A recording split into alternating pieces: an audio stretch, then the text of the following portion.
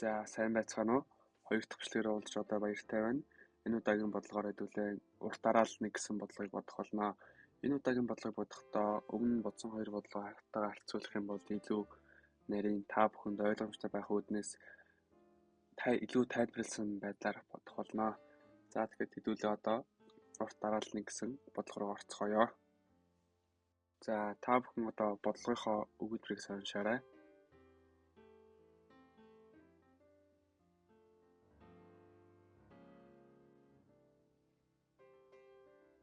За тэгэхээр манай бодлогын хувьд бол ерөнхийдөө нэг л оролттой тухайн оролтыг дараалсан тоонуудын нийлбэрээр бичиж болох уу гэсэн тийм ерөнхий асуудлыг шийдвэрлэх даалгавар байна. За 5 гэсэн тоо маань ерөнхийдөө 2 3 гэсэн тооны дараалсан тоонуудын нийлбэрт задарч болно. 6 маань 1 2 3 харин 10 маань 1 2 3 4 гэсэн тоонуудын дараалсан нийлбэрт шилжиж болох бол 11 маань 5 6 харин 16 маань ямар нэгэн дараалсан тоонуудын нийлбэрт шилжих боломжгүй учраас no solution гэж харж байгаа. Миний хувьд бол энэхүү бодлогыг заагч ашиглан бодъё гэж бодож байгаа. Заагч гэдэг нь юу вэ гэхээр ерөнхийдөө нэг хүндрүүл бодох шаардлагагүй. Заагч гэдэг нь болохоор эхлэл болон төгсгөлийн элементээ заасан тийм заагч гэж бодоход болно. Яагаад вэ гэх юм бол энэ зөвхөн дараалсан тоогоо учраас дарааллын эхний тоо болон дарааллын төгсгөлийн тоог нь заасан тийм заагчийг ашиглаад бодлогоо бодох гэж үзье. За одоо хэдүүлээ бодлогоонд өрсөлдөх гэж үзье. Бидэнд 5 гэсэн тоо өгсөн байлаа гэж үзье. Тэгэх юм бол бид нар энийг заагч ашиглан бодно гэсэн болохоор миний хувьд бол ямар тач эхлээд манай дараалалд зөвхөн нэг л тоо байгаа гэж үзэж байгаа. Тэр тоо нь өөрөө 1. Тийм болохоор манайх хоёр заагчд нь хоёулаа зөвхөн нэг л утгыг заана. Хоёулаа 1 гэсэн утгыг. За энэ чи би эхэнд гээд үсэг тавьчихъя. 1-ийг заана. Төгсгөлгээд бас 1-ийг заана. За манай тэгэхээр байгаа элементүүдийн нийлбэр маань нэгтэй тэнцвэр нийлбэрээ энэ үсгээр тэтгэлжээ. Нийлбэр маань яагаад вэ гэх юм бол манай эхлэлийн элемент маань өөрөө 1-ийг зааж байгаа. Төгсгөлийн элемент маань 1-ийг зааж байгаа учраас бидний зөвхөн 1 л гэсэн элемент байгаа. Харин манай нийлбэр маань бидэнд өгсөн тоо буюу 5-аас бага байгаа учраас зөвлөө одоо дахиад ийм тохиолдолд яах вэ гэх юм бол төгсгөлийн элементийг 1-ээр нэмэгдүүлээд 2 болгоно. Тэгээд гарсан 2-ын тоогоо нийлбэр дээрээ нэмэх зарчмаар бодоо явна. Тэгэхээр одоо хэдүүлээ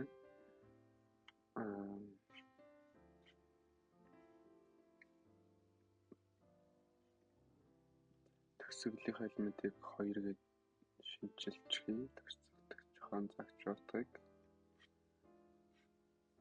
За бас эднэрийн өөрчлөлт учраас арилгаж төрцөртэй.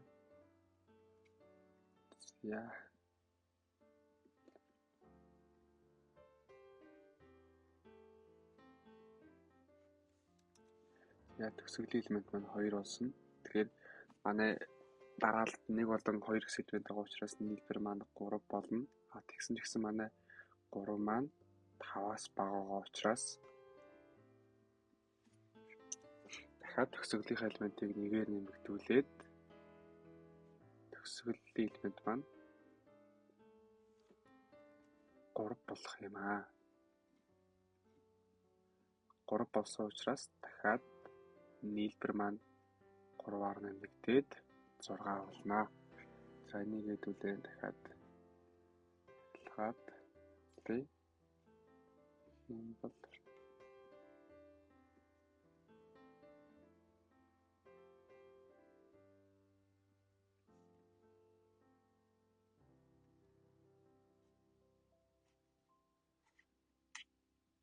бүгдийг арилгаад дуусчлаа. Төгсгөлийн элемент маань 3 болсон. Харин нийлбэр маань 1 2 гэсэн тоонуудыг агуулгах учраас 6 болно. Манай нийлбэр. Харин манай 6 маань 5-аас их учраас ямар ч тач манай дарааллаас заавал нэг тоо хасагдах ёстой гэж үзэж байгаа. Харин тэр хасагдах тоо маань манай эхлэлд байгаа элемент байх ёстой. Учир нь манай тоонуудын нийлбэр маань зөвхөн дараалсан тоонууд байх ёстой учраас эхлэлээсээ хасагдаад төгсгөл дээр нэмэгдээд явах юм бол бид нар одоо хүссэн үр дүндээ хүрч чаднаа. За тийм болохоор эхлэлийнхаа тоог устгахчихъя. За одоо эндийгээ 2 гээд хадгалах юм бол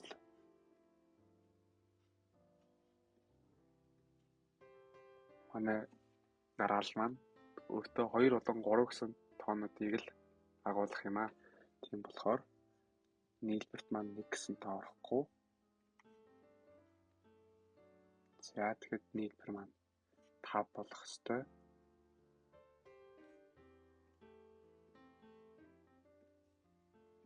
Болсноо биднэрт өгөгдсөн тоотой тэнцүү болж байгаа учраас манай бодлого маань бодогдсон гэж үзнэ.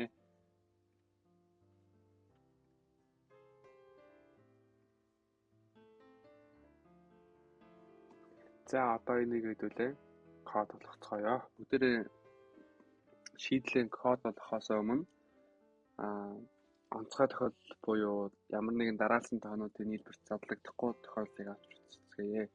За 16 гэсэн тоо маань дараалсан тоонуудын нийлбэрт задлагдахгүй гэж үзсэн байсан. За энийг эхлээд авч үзье. Эхлэлийн тоо маань 1 байна. Төгсгөлийн тоо маань бас модуль 1-ийг заана. Нийлбэр маань 1 байна. 16-аас 1 маань бага учраас төгсгөлийн тоо 1-ээр нэмэгдээд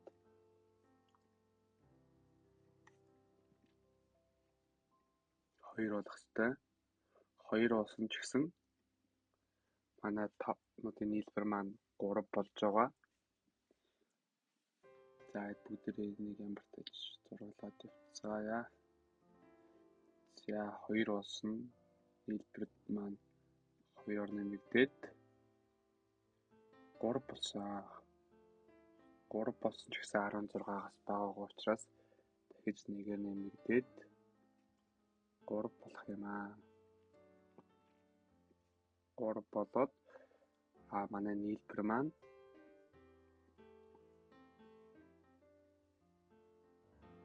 6 болох ёстой.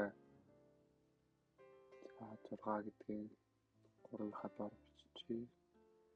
Дахиад нийлээд тоо нэмэхтэй учраас за 6 маань дахиад 16-аас бага учраас дахиад төгсгөлийн маань заагч 1-ээр нэмэгдээд 4 болно. 4-ийг нэмсэн ч гэсэн манай тоонуудын маань нийлбэр 10 болж байгаа учраас 16-аас бага хэвээрээ л байна. Тийм учраас дахиад төгсгөлийн маань заагчтай 1 нэмэгдээд төгсгөлийн заагч маань 5-ыг заана. 5-ыг заасан ч гэсэн 16-аас бага 15 гэсэн тоотны нийлбэртэй тэнцүү болно. За дараа нь манай төгсгөлийн заагч маань 6 гэсэн утгыг авнаа.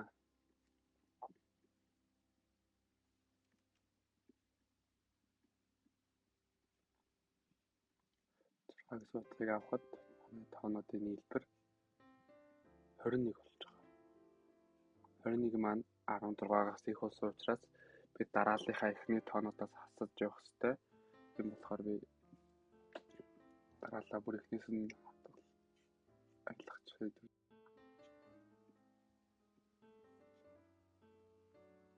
Төгсгөл маань 6, нийлбэр маань 21. 21 маань 16-аас их учраас эхлэлийн заагч маань 2-ыг заагаад нийлбэрээс маань 1 хасагдчихж байгаа. 20 болсон ч гэсэн 16-аас их учраас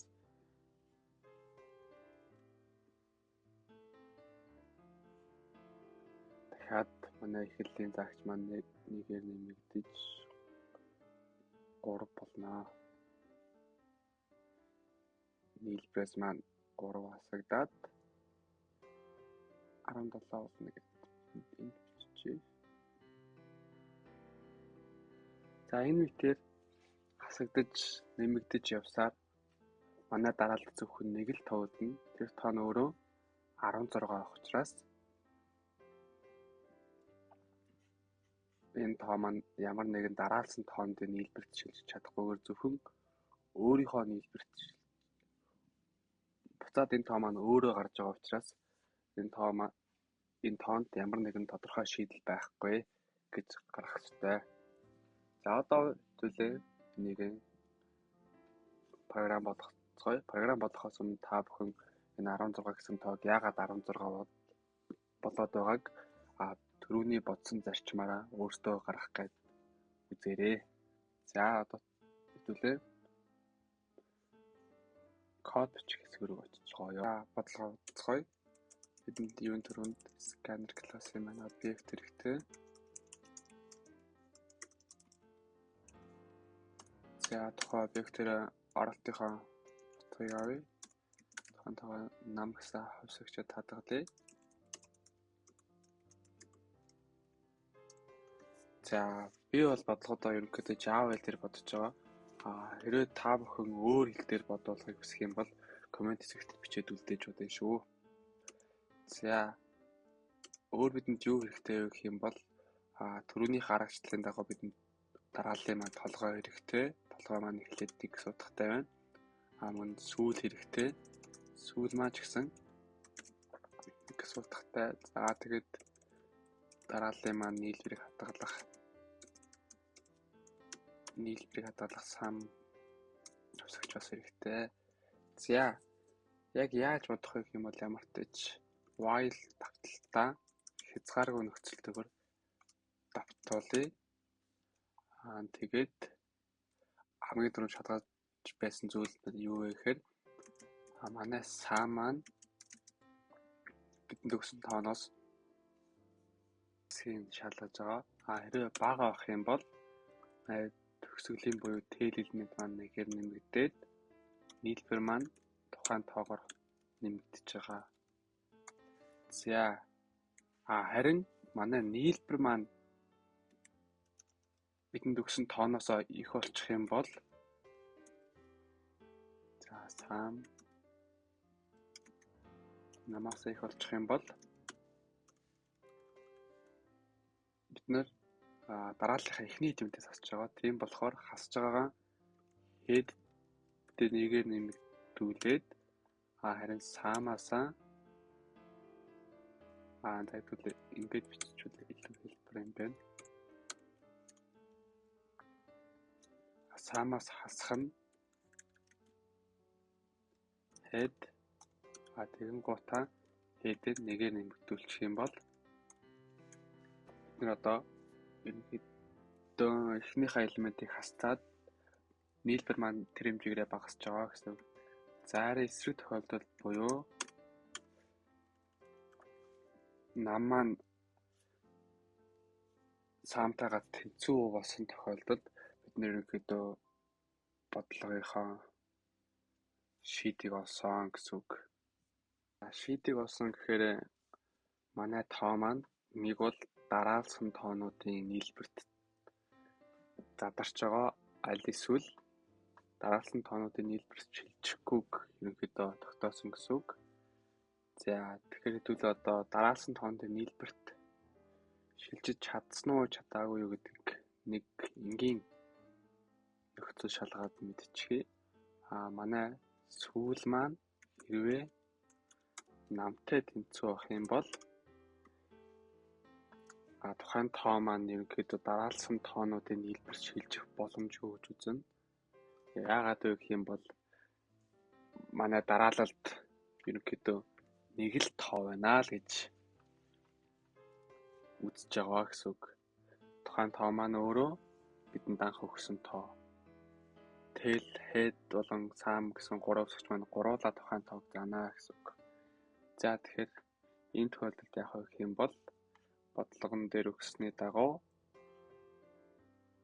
no solution гэж хэвлэх юм аа.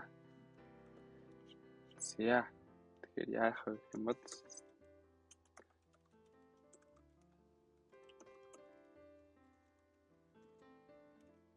За тэгээд хязгааргүй давталтаасаа гарахад болно. Харин энэ нөхцөл биелээгүй тохиолдолд бид нэр тоонуудаа ийм форматтайгаар ийм буюу тоонуудаа нэг мөрөнд голдоо нэг спейсийн зайтай явахаар хэлнэ. За тэгэхээр төдөлөө давталт ашиглая.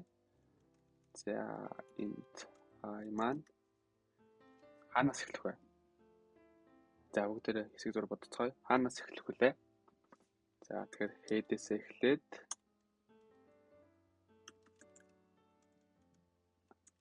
аль хүртэл явах вэ гэх юм бол tail-ийг хевлээд дуусгах ёстой. За тэгээд нэг нэг шат дамжлагтайгаар гэж үзэх юм бол бид нар ингэж хэлнэ. Print element биш printer хэлэх ёстой. За тэгэн гутаан I-г хэлэхэд тагталтай. Тэгээд space-ээр тагтуулна. За тэгээд давталтаасаа гарах хэсгийг бичиж өгье. За код одоо шалгацгаая.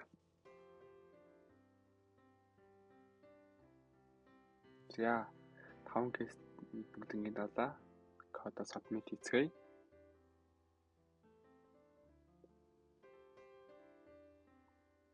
За бодлогоон давлаа. За өнөөдрийн бичлэг маань өгөр дуусч байна.